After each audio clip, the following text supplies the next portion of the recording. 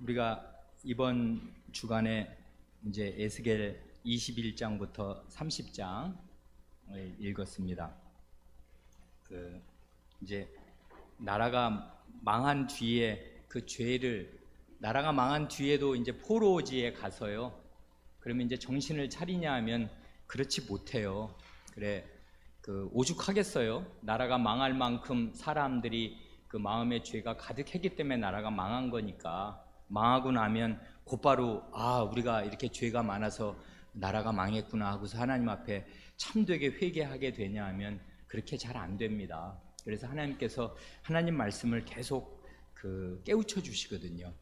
이제 그러느라고 우리가 에스겔서를 이제 부지런히 읽을 필요 있는데 좀 어렵습니다.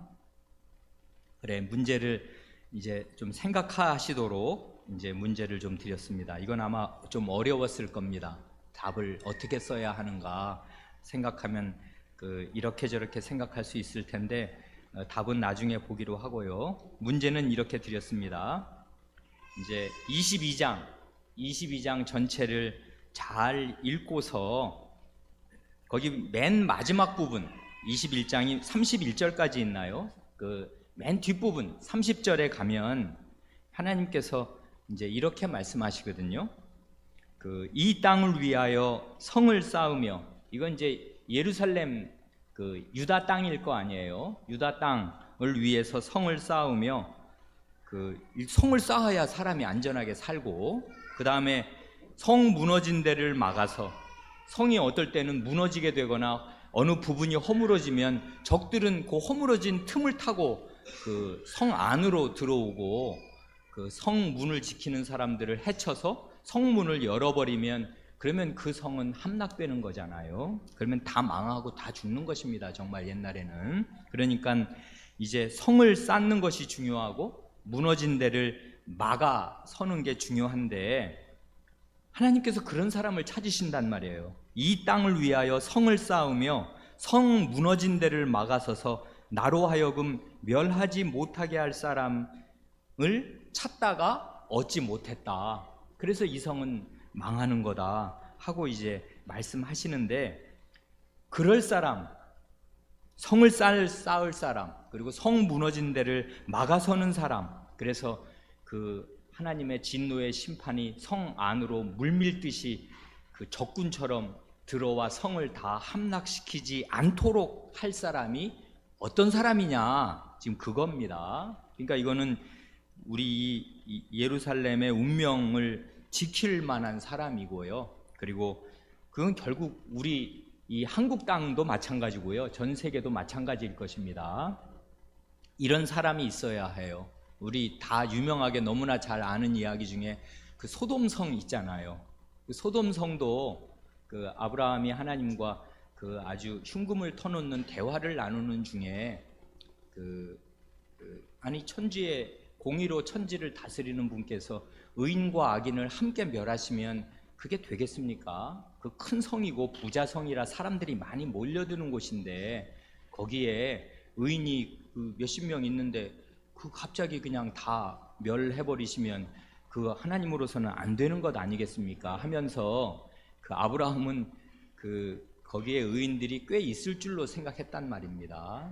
그랬더니 하나님과 말씀을 나누는 중에 50명, 40명, 30명, 20명, 10명까지 내려갔단 말이에요. 근데 나중에는 더 이상 입이 떨어지지 않아서 한 성이, 그게 소돔성이 뭐 이게 크더라도 그게 무슨 서울처럼 큰 성 아니잖아요. 소돔 한양, 옛날 조선시대 한양 성만한 성이 아니라 쬐끄만 성이란 말입니다. 우리나라로 보면. 그런데 그 성이 성으로서 멸망당하지 않고 유지되려면 10명은 있어야 하였습니다. 하나님 편에서 아무리 양보하셔도 거기에 사람다운 사람, 그 성이 무너지지 않게 할 사람 10명은 살고 있어야 나머지 사람들이 그 10명 때문에 보존되고, 악을 행하더라도 진멸되지 않고 이 땅에서 그냥 숨쉬고 살게 하나님이 허용하시는데, 10명조차가 없으면 하나님의 더러워진 땅을 하나님이 더 이상 두고 보실 수 없어서 갈아엎으신다 그것입니다. 그래서 정말 불태워 버리셨어요. 하늘에서 이제 불을 내리셔서. 그런 것처럼요, 소돔성은 그 성이 죄가 없어서 안 망한 것이 아니고 그 10명의 의인이 없어서요, 말하자면 멸망을 당했는데, 예루살렘이 우리 예전에 본 대로 소돔보다 더 나빠졌거든요. 그래, 이미 사마리아, 무너진 사마리아, 북이스라엘보다 더 악해지니까 하나님께서 이렇게 한탄조로 말씀하시는 것입니다. 그래, 거기를 몇 구절만 보지요. 거기 22장, 이제 한 장 다 읽으시라고 그랬는데 이거 짧은 시간에 다 읽을 수는 없으니까 2, 3, 4절만 한번 보지요. 22장 2, 3, 4절. 루이가 2, 3, 4절 한번 읽어 주십시오.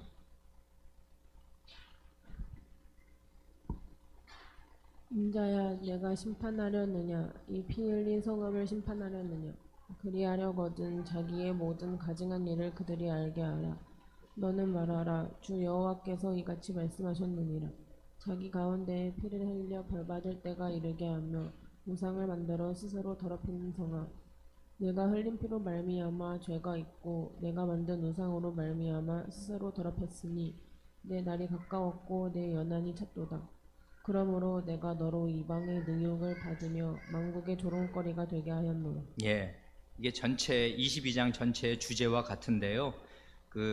이거 어려운 문제 한번 내볼까요? 루이, 여기서 지금 하나님께서 어떤 죄 두 가지를 지금 주로 지적하십니까? 2절, 3절, 4절에서 우상, 또 2절에서도 한번, 3절에서도 한번, 4절에서도 한번 얘기하는 죄가 있지요. 어떤 죄입니까? 피 흘림. 그렇습니다. 요 두 가지요.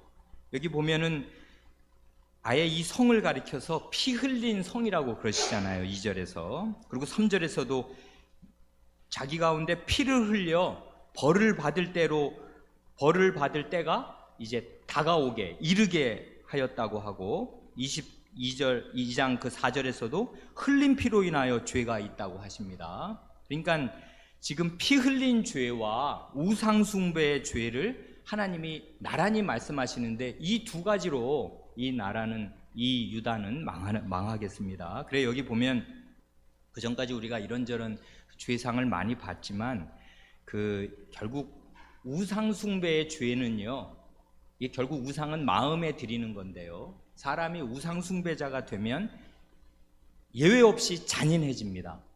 그래서 그 사회적인 귀결이 어떻게 되냐면 다른 사람의 피를 흘리게 돼요. 생명을 끊어놓는 데 가는 것입니다. 그래, 이 피 흘린 죄와 우상숭배의 죄가 함께 붙어 있어요. 그래서 이 22장을 쭉 읽으면요, 피 흘린 죄를 굉장히 여러 번 말씀하셔요. 거기 6절, 9절, 12절, 13절, 27절 피 흘린 죄를 하나님이 계속 언급하십니다.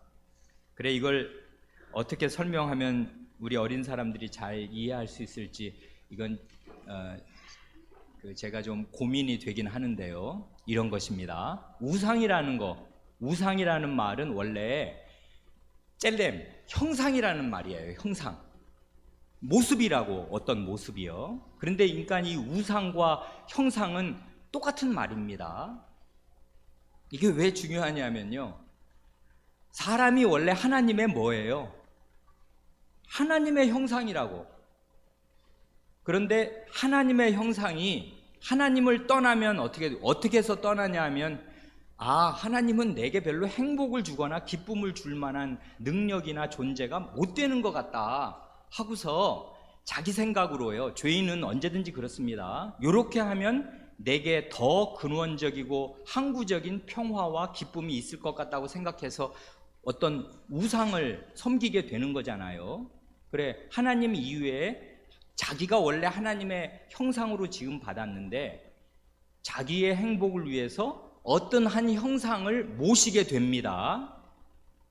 그러면 어떤 일이 일어나냐 하면 하나님을 대단히 괴로우시게 하는 게 되고요, 둘째는 어떻게 되냐 하면 자기 자신을 잃어버리게 돼요. 자기가 누구냐면 자기가 하나님의 형상인데 이게 형상이래. 우상이 형상이라고요. 젤렘이라는 말이 형상이라는 뜻입니다. 그러니까 원래는 자기가 걸어다니는 하나님의 형상이에요. 그러니까 사람 자신이 그 사람을 보면 하나님을 보는 거예요. 원래는 하나님의 모습이, 하나님은 원래 안 보이시기 때문에 이 형상이 중요한 거거든요. 하나님은 안 보여요. 근데 사람은 다 눈이 있고 봐야 되는 존재니까 하나님을 봐야 되는데 어디서 하나님을 보냐 하면 사람을 보면 하나님을 보는 거지. 사람이 하나님의 모습이니까. 하나님은 원래 이렇게 하려고 사람을 지으셨단 말입니다. 그런데 그 하나님의 모습, 하나님이 어떤 분인 거를 자기 몸과 존재와 마음 씀씀이와 행동과 말로 나타내야 할 존재가 나, 사람인데, 이런 내가 자기의 하나님의 형상됨을 포기하고서 자기는 그런 생각 안 하지. 자기는 더 행복하게 하려고, 행복하게 되려고 형상을 만들어 놓습니다. 이러면 어떻게 되냐면 사람이 할 일이 이 또 다른 형상에게로, 그걸 우리는 우상이라고 그러는데요. 우상 그러면 느낌도 안 좋고 굉장히 나쁜 것 같죠. 그게 형상이란 말입니다. 자기가 형상인데, 자기가 하나님의 형상인데 보이지 않는 하나님을 나타내 보여야 할 자기의 임무를 은근히 버려버리고서 자기가 만들어 놓은 이 형상에서 행복을 구하는 거예요. 이렇게 되면 사람이 어떻게 되냐면 사람이 안 되게 됩니다. 왜냐하면 자기가 하나님의 형상인데 하나님을 버려버렸으니 하나님의 형상이 안 되게 되니까 그렇게 자기를 지어놓으신 하나님께 말할 수 없는 괴로움과 슬픔과 노여움을 안겨드리게 될 뿐 아니라 반드시 어떻게 되냐면 비인간화합니다. 인간이 인간 이하로 떨어지게 돼요. 왜냐하면 본질이 하나님 형상인데 하나님을 버렸으니 자기는 빈 껍데기고 그 빈 껍데기 형상을 어디다가, 이런 걸 어려운 말로 투사라고 합니다. 어디다가 계속 비추었냐 하면 자기가 만들어 놓은 또 다른 형상에서 자기의 원래 모습을 찾으려고 하는 것입니다. 그래, 그걸 그냥 떠받들면서, 그러니까 그렇게 하는 사람은 결국 계속 잔인하게 돼요. 이게 이제 이렇게 말하면 좀 어려우니까 성폭행범 있잖아요.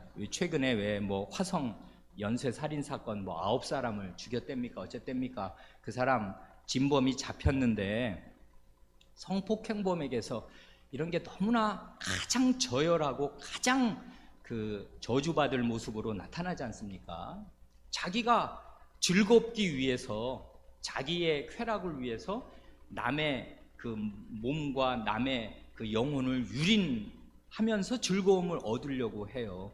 이게 하나님, 자기가 원래는 그 사람도 사람이니까, 짐승이 아니지 않습니까? 사람이니까 하나님의 형상으로 지음을 받았는데, 하나님의 형상으로 지음받은 사람이 하나님을 떠나면은, 그러면서 자기가 만들어 놓은 어떤 상이 있어요. 이게 내게 행복을 줄 거야 라고 상을 만들어 놓습니다. 그게 우상인데, 그렇게 되면, 그렇게 우상을 섬기게 되면 사람이 반드시 잔인해지고 하나님을 괴로우시게 할 뿐 아니라 다른 사람에게 말할 수 없는 괴로움을 주게 됩니다. 그러니까요, 이제 그 우리 여러분 어머니 뭐 아버지 중에서도 그 왜 예를 들면 그 하나님을 안 믿는, 하나님을 안 믿게 되면 딴 일, 뭐 공부도 잘해, 뭐 돈도 잘 벌어와 다 하더라도 믿는 신자에게 굉장한 괴로움을 주거든요. 그 안 믿는 자식을 두거나 안 믿는 남편을 그 두고 그러면은 그 사람이 나타내는 전체적인 모습이 비인간화하는 것입니다. 그래, 본인은 모르지, 자기가 남에게 얼마나 괴로움을 주고 있는지 모르겠지만 이 비인간화한 사람, 하나님을 떠나 있는 사람은 반드시 하나님과 다른 사람을 계속 해치게 돼요. 아주 잔인하게 됩니다. 그래, 이게 우상 숭배자의 필연적인 귀결이에요. 그러니까 이 비인간화, 우상 숭배자는 반드시 인간 이하가 됩니다. 그러니까 사람답게 될 수가 없어요. 왜냐하면 하나님은 하나님의 형상이니까 그렇습니다. 그래, 이게 이제 사회적인 귀결이 이런 거예요.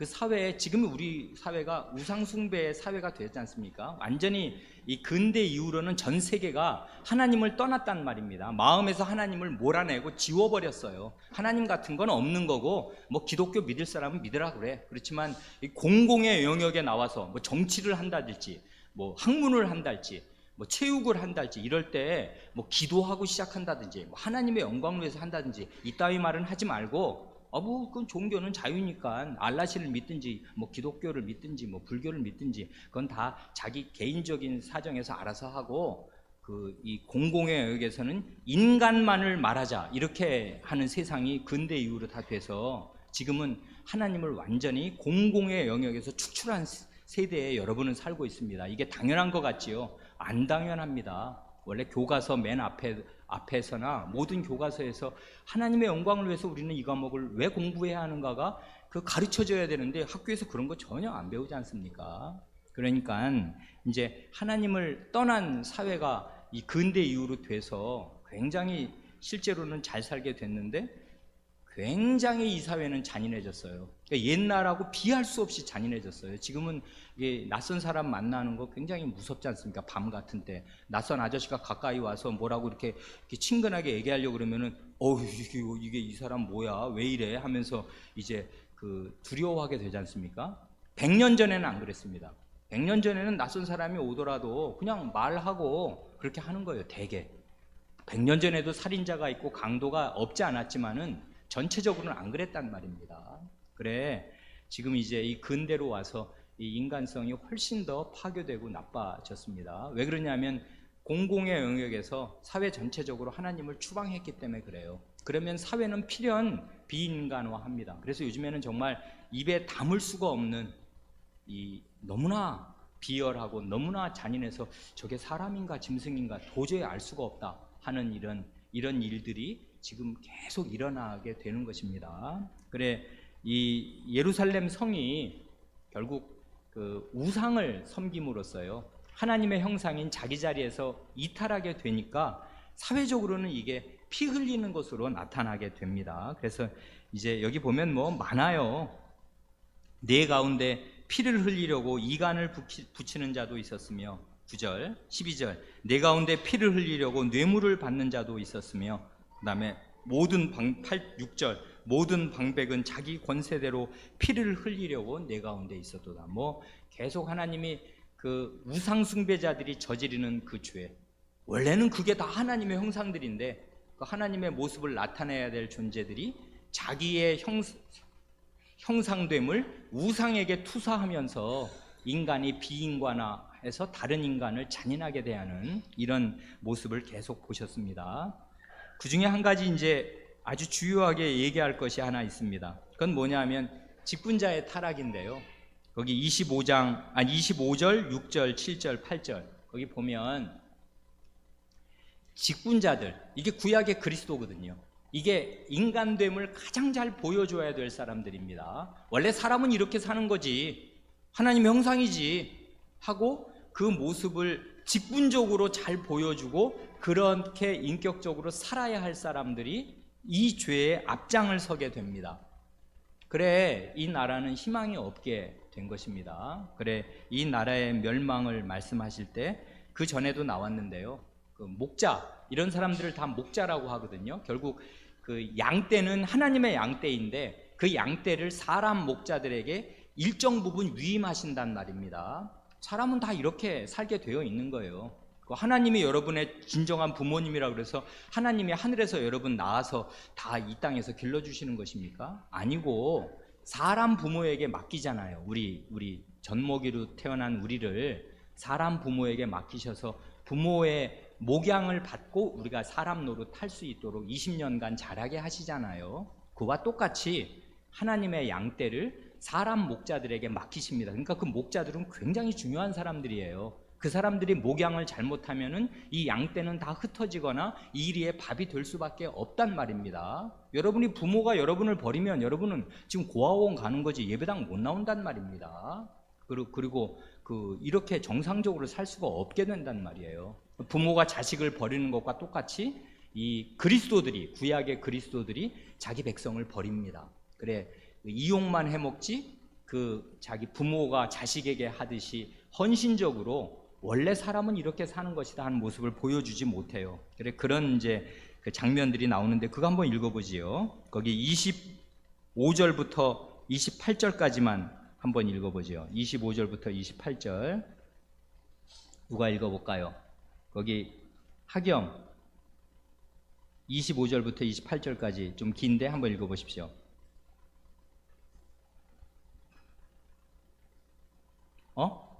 22장 25절.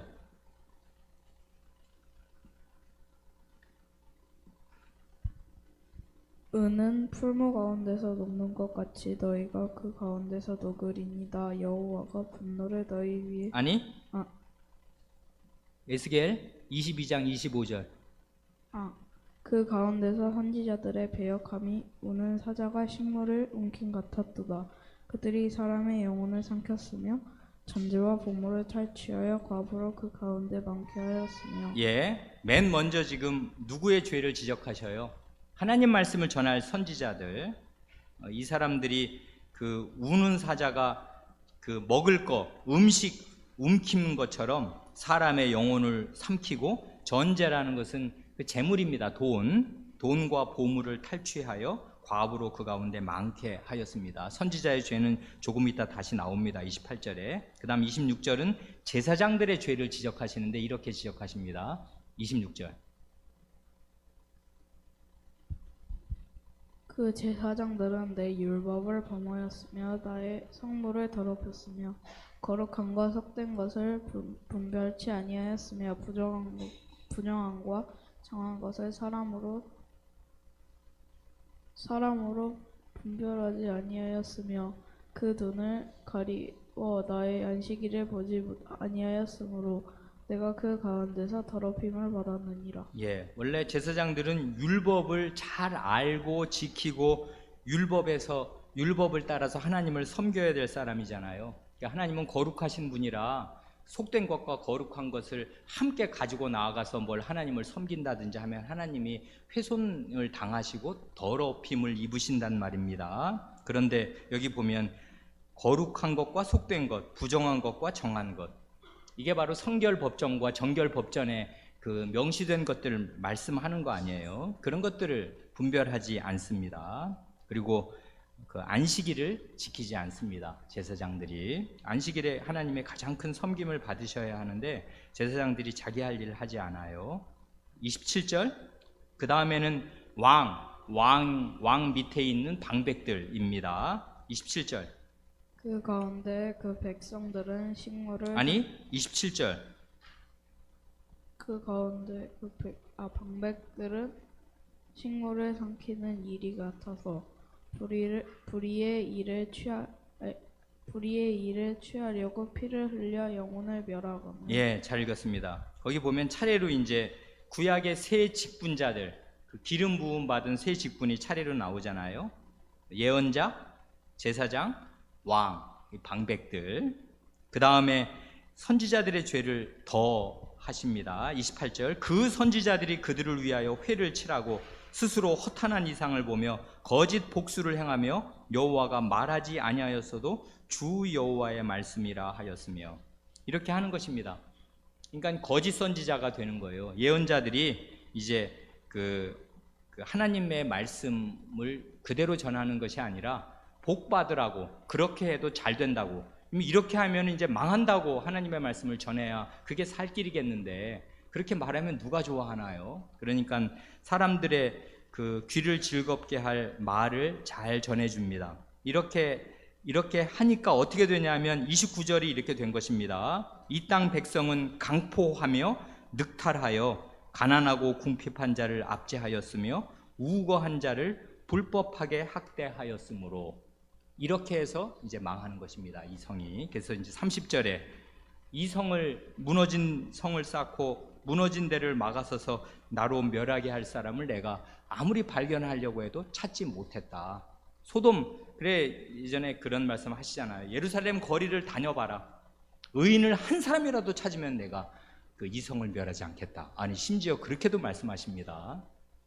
이 소돔성은 10사람, 이 예루살렘은 소돔보다 훨씬 크단 말이에요. 그런데 그 예루살렘 성을 부지런히 다녀보아도 의인 한 사람도 찾지 못할 것이라고 하나님께서 그렇게 이제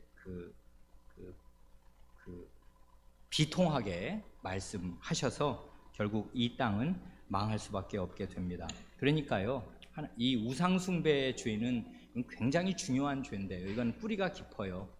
그의 인간됨 전체와 연결되어 있습니다. 사람이 하나님 바르게 섬기지 않으면 무슨 남편으로서 돈 잘 벌어온다든지 뭐 다른데 다 문제가 없다 그래서 그 사람이 문제 없냐 하면 전혀 그렇지 않습니다. 다른 사람에게 굉장한 괴로움을 끼치고 있는 것을 본인만 모를 뿐이에요. 그리고 자식도 마찬가지입니다. 그 자식이 뭐 공부를 잘하고 좋은 대학교를 가고 좋은 직장을 가도 그가 하나님을 바르게 마음 중심에 섬기지 않고 우상 숭배자로서 하나님 이외의 다른 것에서 기쁨과 안전과 잘 될 것을 바라면서 그걸 추구하게 되면 참 믿음을 가진 부모에게는 말할 수 없는 근심이 될 뿐 아니라 그 사람 자신이 자기와 다른 사람을 해치는 사람이 됩니다. 반드시 그렇게 돼요. 왜냐하면 이게 사람의 본질이기 때문에 그래요. 사람의 본질은 하나님의 형상인데 그 형상됨을 잃어버리면, 하나님을 반영하지 않으면 그는 반드시 나중에 보면 마귀의 형상을 반영하게 됩니다. 마귀처럼 된다고요. 마귀가 사람을 죽여야 되는 존재 아니에요. 그래서 거짓말로 사람을 죽게 만들거든요. 그래, 마귀는 처음부터 살인한 자라고 주님께서 말씀하셨을 때 말할 수 없는 미움과 증오심을 가지고 말씀하신단 말이에요. 그럼 마귀라는 존재는 다른 사람의 생명을 해침으로써 자기가 기쁨을 누려요. 그런데 무슨 성추행범이나 성폭행범이 꼭 그렇거든요. 다른 사람을 해치면서 자기 기쁨을 얻으려고 합니다. 완전히 마귀적이지. 근데 성추행범, 폭행범만 그런 거 전혀 아닙니다. 모든 우상숭배자는 다 그와 같아요. 다른 사람을 해치면서 자기 기쁨을 얻으려고 합니다. 그게 나중에는 이제 피를 흘리는 것으로 사회적인 범죄로 나타나서 결국은 궁핍하고 가난하고 나그네, 우고하는 자는 나그네와 객이잖아요. 아무 힘없는 그 외국 노동자, 말하자면 우리나라에 들어와 있는 동남아 노동자든지 이런 그 난민들, 이런 사람들을 함부로 대하게 됩니다. 그러니까 사회적인 약자를 함부로 대해서 그 사람들의 피를 흘리고야 말아요. 이게 그 망하는 사회의 그 모습입니다. 이게 우상숭배에서 나오는 거라고요. 그만큼 하지요. 그러니 어떻게 해야 되겠어요? 우리 한국 사회든 어느 사회든 망하지 않으려면 어떤 사람이 되어야 할 것인가? 이 세계의 존속은요. 이렇게 말하면 이게 위험하지만 이제까지 드린 말씀이 있으니까 잘 알아서 새겨 들으십시오. 그리스도인들에게 달려 있어요. 하나님의 백성에게 달려 있습니다. 이 세계의 운명은 이 세계 과학자들에게 달린 게 아니에요. 이 과학자들이 아무리 이 세계를 안전하고 무기를 잘 만들고 방어 체계를 구축해서 그리고 이 의학이 발달해서 세계가 망하지 않는 게 아니고요. 그리스도인들이 하나님의 형상으로서 자기 위치를 딱 붙잡고 있으면 하나님이 이 사회를 유지 보존하여 주시는데, 그리스도인들이 그리스도인답지 못하고 하나님의 형상답게 살지 못하면 이 세계가 유지 보존될 근거가 없어지게 됩니다. 그럼 성이 무너지고 이제 이 뚝이 무너지듯이 이 멸망은 자연히 몰려오는 거예요. 원래 세계는 멸망받아 마땅한 상태입니다. 죄가 많으니까요. 그런데 그 속에서 그리스도인들이 있고 하나님의 형상다운 형상들이 있을 때 이 세계는 존속되고 보존됩니다. 그러니까 이거는 스스로 우리를 높여서 하는 말이 아니라 하나님의 세상이고 하나님의 형상들을 바라시기 때문에 하나님의 형상들이 하나님의 형상 노릇을 제대로 하느냐 못하느냐에 이 세계의 운명은 걸려 있어요. 그러니까 하나님 백성들은 대단히 중요한 사람들입니다. 이게 아무것도 아닌 것 같아도 이 사회의 명운을 쥐고 있는 사람들이에요. 그렇다고 내가 이렇게 저렇게 한다는 말이 아니라 자기 책임을 하나님 앞에서 다할 때 하나님이 그런 사람들을 불쌍히 여기시고 사랑하셔서 그 사회를 그만하게 보존해 주신다, 그것입니다. 그러니까 그런 사람들이 이런 하나님 말씀 잘 읽고 들은 사람으로서 내가 학교에서 공부를 잘하든 못하든 비정규직이든 뭐 남들이 다 알아주는 그런 직장에 다니든 안 다니든 그런 건 상관이 없는 거예요. 그 마음 중심에서 하나님의 형상이 뭔 줄을 알고 하나님을 반영하는 삶을 살면 가장 가난하게 살아도 그 사람과 그가 속한 그런 동일한 믿음과 소망을 가지고 사랑을 나타내는 그 소수의 사람들로 인해서 그 사회는 유지되는 것입니다. 우리 교회가 그런 교회가 이 지역사회에서 될 수 있기를 참 바랍니다. 그 다음 2번은 이렇습니다. 다음 구절들을 잘 읽고 이 나라들이 멸망을 면치 못할 공통의 이유가 되는 것을 한 문장으로 써보시오 그랬습니다. 거기 보면 이제 우리가 2년 전에 이거 드린 말씀이 있어요. 열방에 대한 심판 선언 모음집이라고 할 만한 거. 이게 우리가 지금 이사야, 예레미야를 거쳐서 에스겔로 왔을 때 이건 일종의 선집. 나중에 이제 모은 거란 말이에요. 예언자가 한 말들을 쭉 모아놓았잖아요. 그 중에 특별히 어느 한 부분들에는 이방 나라들, 주변 나라들에 대한 심판을 선언하는 하나님의 말씀을 모아놓은 곳들이 있었습니다. 예를 들면 이사야서는 66장까지 중에서 그 10장, 10장부터 23장까지가 열방의, 그건 이사야서 66장 중에 10장에서 23장이면 비교적 앞부분이잖아요. 앞부분에 열방에 대한 심판 선언 모음집이 쭉 나왔습니다. 반면에 예레미야로 가면 뒷부분에 46장부터 51장까지입니까? 거기에 이제 열방에 대한 심판 선언 모음집이 쭉 나왔었습니다.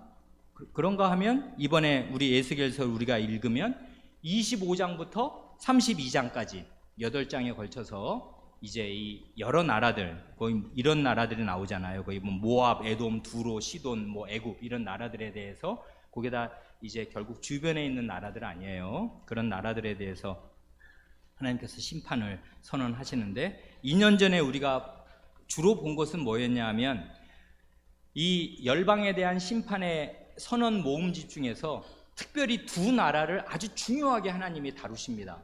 뭐냐 하면 두로와 애굽이었거든요. 두로는 굉장히 잘 사는, 그러니까 아주 최고의 번영을 구가하는 그 당시 그러니까 상업 중심지라고 할 수 있어요. 너무너무 잘 사는 동네였습니다. 두로에 대해서 굉장히 애가를 지어요. 그 슬픈 노래, 두로가 망하는 것을 내다보면서 너희는 나중에 이런 슬픈 노래를 부르게 될 거다 하면서 예언자가 두로에 대한 애가를 쭉 부르기도 하거든요. 그리고 애굽의 그 멸망을 아주 길게, 그러니까 여기 우리는 지금 30장까지 10장씩 끊어서 읽느라고 30장까지 읽었지만 32장까지 그 애굽의 심판을 선언하시는데, 그때 그 두 나라의 그 주요한 특징이 뭐냐 하면, 왜 망하냐 하면 교만 때문에 망한다 하는 거 우리가 2년 전에 보았습니다. 하나님의 자리에까지 오르려는 교만, 이게 두로에도 나타나고 그 애굽에도 나타났습니다. 그 나라가요, 국력이 엄청 번성하면서 굉장히 부의 극치를 달리게 되면 하나같이 나타내는 이 양상이 이런 거예요. 그 나라의 왕이나 백성들이 자기를 하나님처럼 생각해요. 그래 두로 사람의 말이 이렇거든요. 그 에스겔서 28장 2절 보면, 이런 건 우리가 들으면 터무니없는데 이렇게 됩니다. 사람은 나는 신이라 내가 하나님의 자리 곧 바다 중심에 앉았다 하도다. 그런 말을 하나님이 들으십니다. 그래? 네가 신이야? 네가 하나님이야? 그래, 그 바다 중심에 네가 앉아 있어? 하고서 두로를 그냥 싹 멸망시키신다고요. 그리고 애굽왕 바로는 그 29장 3절 9절에서 이 강은 내 것이라 내가 나를 위하여 만들었다 합니다. 애굽은 그 나일강 때문에 모든 풍요가 오는 나라인데 거기서 풍요를 얻다 보면 나중에 뭐라고 말하냐면 이 강은 내가 나를 위해서 지었다, 이렇게 애굽 사람들이 생각합니다. 당연시하면서 이건 내 거야, 그리고 내가 만든 거지, 이렇게 생각하게 된다 이것입니다. 그래서 사람이 편안하고 잘 살게 되면 하나님의 은혜에 감사하는 게 아니라 하나님을 잊은 이 이방 사람들은 자기를 신으로 높이게 됩니다. 그리고 자기 배가 신이 되고요, 자기가 이제 그 신의 자리에 앉습니다. 그래서 이제 망하게 돼요. 그런데 그건 2년 전에 본 거고요. 맨날 성경을 똑같은 얘기만 계속 보는 거 아니지 않습니까? 우리가 이제 두 번째로 에스겔 읽을 때는 그 나라들이 멸망할 공통의 이유가 뭔가, 거기 구절들을 쭉 드렸습니다. 그거 한번 쭉 보면 어떻게 돼요? 이렇게 됩니다. 시간이 없으니까 모압 25장 8절 읽어보면 이렇잖아요. 모압과 세일, 여기 세일은 에돔을 말하는 건데요, 세일산. 모압과 에돔이 이르기를 유다 족속은 모든 이방과 다름이 없다 하도다. 하나님께서 희한하게요, 이방인들이 이스라엘에 대해서, 유다 족속에 대해서 비방하는 말을 귀담아 들으십니다. 가만히 듣고 계셔요. 그래서 그 말을 지금 하시는 거예요. 또 저기 25장 12절 보면 에돔에 대해서는 이렇게 말씀하십니다. 에돔이 유다 족속을 쳐서 원수를 갚았고 원수를 갚음으로 심히 범죄하였도다 합니다. 그 다음 두로에 대해서 26장 2절, 인자야 두로가 예루살렘에 관하여 이르기를 아하 만민의 문이 깨져서 내게로 돌아왔도다. 그가 황폐하였으니 내가 충만함을 얻으리라 하였도다. 하나님께서 두로 사람들이 이스라엘 유다 족속에게 대하여 하는 말을 귀담아 들으십니다. 그래 그 사람들이 예루살렘에 대해서 아이고 저게 뭐 만민의 문이었어? 그런데 예루살렘 성 깨졌어. 그래가지고 이제 다 그 황폐하게 됐으니까 나는 아주 이제 충만하게 되겠다 하고서 이제 좋아하는 것입니다. 나머지 시돈, 애굽도 다 뭐와 관련이 되냐면, 답은 뭐냐면요, 유다에 대한 태도가 이 사람들이 망할 이유가 됩니다. 유다는 원래 자체의 죄악으로 하나님께 대한 자기의 죄 때문에 망하는 것입니다. 원래 유다 전체가 하나님의 형상 노릇해야 될 나라 아니에요? 제사장 나라, 하나님을 가장 가까이에서 하나님의 빛을 받아서 그 빛을 반사해야 될 나라인데 뭐 우상을 섬기니 그 나라는 아주 비인간화하게 되고 나라 전체가 이제 그렇게 되었습니다. 그래서 유다는 자기의 죄악으로 멸망하는 거지만 하나님의 백성을 함부로 대한 이 주변 나라들을 하나님이 가만두지 않으셔요. 그래 하나님의 백성이 죄로 멸망할 때라도 아이고 고소하다든지 잘됐다든지 아이고 잘코산이다 이렇게 생각하고 말하고 그 나라가 망하는데 일조하는, 힘을 보태는 그런 나라들의 원수를 하나님이 갚으시는데 그게 그 나라들이 멸망당할 이유가 됩니다. 그러니까 이 세상에 하나님 백성을 하나님 백성이 죄로 망할 때라도요, 그 하나님 백성을 함부로 대하면 결코 죄 없다 않으시고 그가 멸망당할 그게 이유가 된다고요. 그걸 우리가 이 열방에 대한 멸망 심판 선언집에서, 모음집에서 우리가 배우게 됩니다. 뭐 길게 말씀드릴 수 있지만 시간이 많이 가서 그만큼만 하겠습니다. 지난주에 아주 좋은 질문 두 가지가 들어왔는데요, 그 에스겔서에 나오는 연도 열세 구절을 다 뽑아가지고 아니 도대체 이 기준이 뭡니까? 이렇게 이제 물어보신 분이 있었습니다. 아주 좋은 질문입니다. 그래 시간이 다 가서 말씀드리기 어렵고, 그 1장 2절 여호야긴 왕에 사로잡힌 지 5년, 그러니까 이게 그 나라가 이제 갈릴리 포로가 일어난 때가 597년이고요. 그걸 기억하면 좋습니다. 그래 여호야긴 왕과 에스겔이 사로잡혀 간 때는 갈릴리 포로 된 때가 597년에 사로잡혀 가서 바벨론 땅에 거한 지 5년, 593년입니다. 사로잡힌 지 5년, 그게 기준점이에요. 그렇게 생각하시면 좋아요. 그래서 이제 8장 1절 제6년 그러면 사로잡힌 지 제6년, 21장 1절에 제7년 그러면 사로잡힌 지 제7년. 그래서 593년부터 하나씩 빼나가면 이제 나머지 연도들은 대개 맞습니다. 이게 이제 에스겔서는 이 연도가 굉장히 혼동됩니다. 왜 그러냐면 제1절이 제30년으로 시작하니까 제30년은 뭐고 제6년이 나오니까 30년과 6년이면 이게 앞으로 갔다 뒤로 갔다 이러나 이렇게 헷갈린단 말이에요. 그러니까 제1절에 제30년은 무슨 뜻인지 모르니까 그건 접어두고 그 여호야긴 왕 사로잡힌 지 5년을 기준점으로 삼아서 그게 593년이니까 그 사로잡힌 지 5년 그때서부터 이제 하면 좋습니다. 그만큼 하지요. 같이 기도드리겠습니다.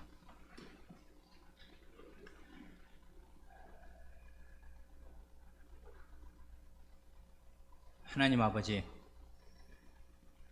저희를 너무나 고귀하게 지으시되 보이지 아니하시는 하나님을 다른 동료 인간에게 그리고 동물들에게 이 말 못하는 자연 만물들에게 다 나타내도록 하셔서 하나님의 사랑 많으심, 자비하심, 따뜻하심, 지혜로우심, 능력 많으심을 할 수 있는 대로 주시는 사만큼 다 반사하고 반영하게 저희를 지으셨사오나 저희가 죄를 지은 관계로 다 이기적이 되고 형상 숭배자가 되어서 자기가 형상 노릇해야 될 책임을 다 방기하고 버려버리며 오히려 다른 형상에게서 모든 안전과 기쁨을 구하는 희한한 존재가 됨으로써 비인간화하고 다른 사람을 괴롭히며 못살게 구는 사람으로 전락하고 마옵니다.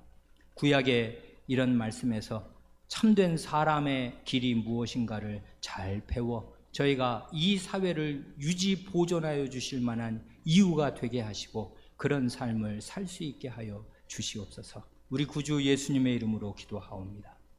아멘.